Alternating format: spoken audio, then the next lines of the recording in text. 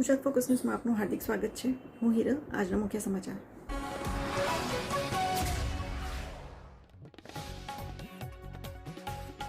સરદાર ધામ ટ્રસ્ટમાંથી હું પ્રમુખ સેવક ગગજી સુતરિયા આપ સૌનું અભિવાદન કરું છું। સમગ્ર ગુજરાતમાંથી આ વર્ષે 25 સ્ટુડન્ટ યુપીએસસીમાં પાસ થયા છે।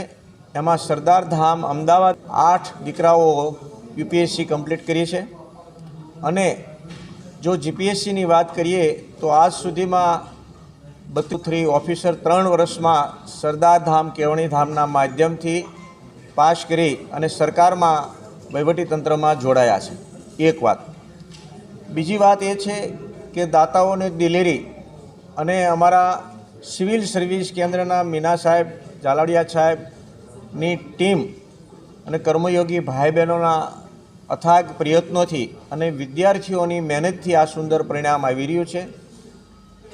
આ 8 દીકરાઓનું ભવ્ય સન્માન થાય અને સમગ્ર ગુજરાતમાં વિદ્યાર્થીઓમાં એક જાગૃતિ આવે, ઉત્સાહ આવે, એ માટે આદરણીય ગુજરાત રાજ્યના મુખ્યમંત્રી શ્રી ભૂપેન્દ્રભાઈ પટેલ 28 તારીખે સાંજના 6 કલાકે પધારવાના છે।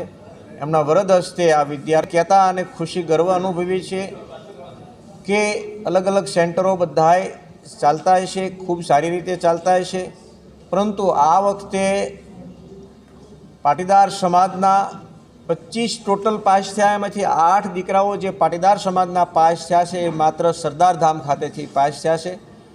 એ ખુશી સર્વ સુધી પહોંચે એ વિચાર અને જાગૃતિ આવે સ્ટુડન્ટની અંદર, એ માટેનો આપણો નમ્ર પ્રયાસ છે।